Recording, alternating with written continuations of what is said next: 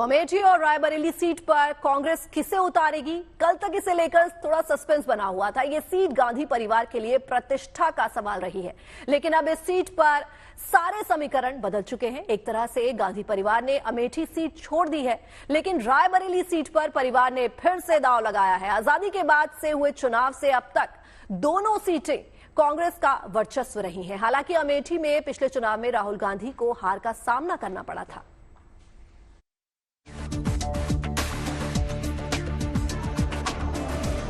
रायबरेली कांग्रेस का एक ऐसा गढ़ जहां जीत कांग्रेस की गारंटी रही है। कांग्रेस के लिए ये किला किस तरह अभेद्य रहा है, इसका अंदाजा इसी बात से लगाया जा सकता है कि आजादी के बाद 1952 में हुए पहले आम चुनाव से लेकर साल 2019 तक कांग्रेस सिर्फ 3 बार हारी है। फिरोज गांधी से लेकर इंदिरा गांधी, शीला कौल, अरुण नेहरू, सतीश शर्मा जैसी बड़ी हस्तियों ने यहां से चुनाव जीतकर लोकतंत्र के सबसे बड़े मंदिर में जनता की नुमाइंदगी की।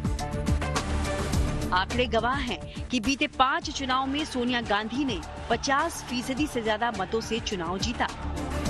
यहां तक कि साल 2014 में जब देश में मोदी लहर थी, उस दौरान भी सोनिया गांधी ने 3.5 लाख से ज्यादा वोटों से जीत हासिल कर कांग्रेस का दबदबा कायम रखा था। 1952 और 1957 के चुनाव में फिरोज गांधी ने जीत हासिल की। 1967 और 1971 में इंदिरा गांधी ने विजय पताका फहराई, लेकिन 1977 में समाजवादी पार्टी के राज नारायण ने इंदिरा गांधी को 55,202 वोटों से शिकस्त दी।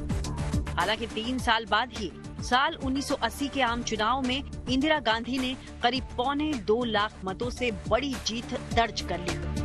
आंध्र प्रदेश के मेडक से चुनाव जीतने की वजह से इंदिरा ने रायबरेली सीट छोड़ दी और उपचुनाव में कांग्रेस उम्मीदवार अरुण नेहरू ने कांग्रेस राज कायम रखा। 1984 में अरुण नेहरू ने जीत का सिलसिला जारी रखा। 1989 और 1991 में शीला कौल ने कांग्रेस से जीत हासिल की, लेकिन साल 1996 में बीजेपी ने कांग्रेस का ये किला ढहा दिया। 1996 और 1998 में लगातार 2 बार बीजेपी के अशोक सिंह यहां से जीते। 1999 में कांग्रेस ने कैप्टन सतीश शर्मा को मैदान में उतारा और ये सीट वापस कांग्रेस के पाले में आ गिरी। वहीं साल 2004 से लेकर 2019 तक सोनिया गांधी ने लगातार 5 बार कांग्रेस का परचम लहराया है।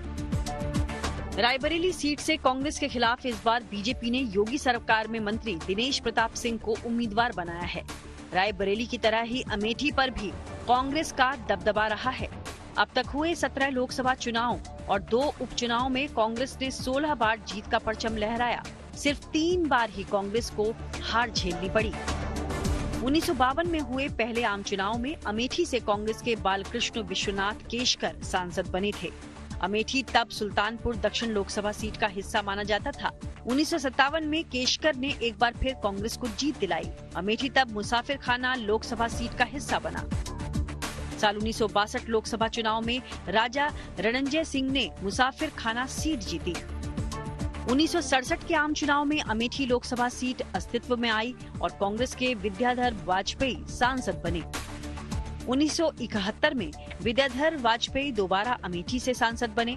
1977 में इमरजेंसी के बाद हुए चुनाव में पहली बार कांग्रेस को यहां हार का सामना करना पड़ा था।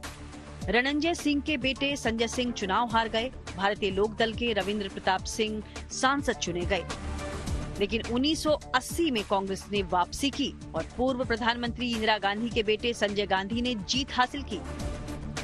संजय गांधी की मौत के बाद 1981 के उपचुनाव में राजीव गांधी ने अमेठी की बागडोर संभाली। इसके बाद साल 1984 के लोकसभा चुनाव में राजीव गांधी ने एक बार फिर अमेठी सीट जीती। 1989 और 1991 के लोकसभा चुनाव में राजीव गांधी ने कांग्रेस की जीत का सिलसिला जारी रखा।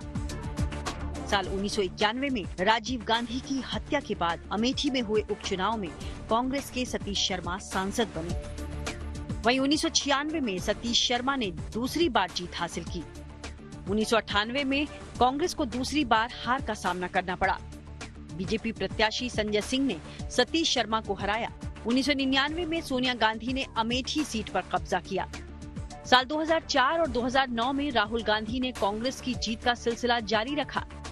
वहीं साल 2014 में राहुल गांधी इस सीट से लगातार तीसरी बार सांसद चुने गए। साल 2019 से पहले तक अमेठी कांग्रेस के लिए बेहद सुरक्षित सीट साबित हुई, लेकिन साल 2019 में बीजेपी कैंडिडेट स्मृति ईरानी ने राहुल गांधी को हराकर कांग्रेस की नींव हिला दी।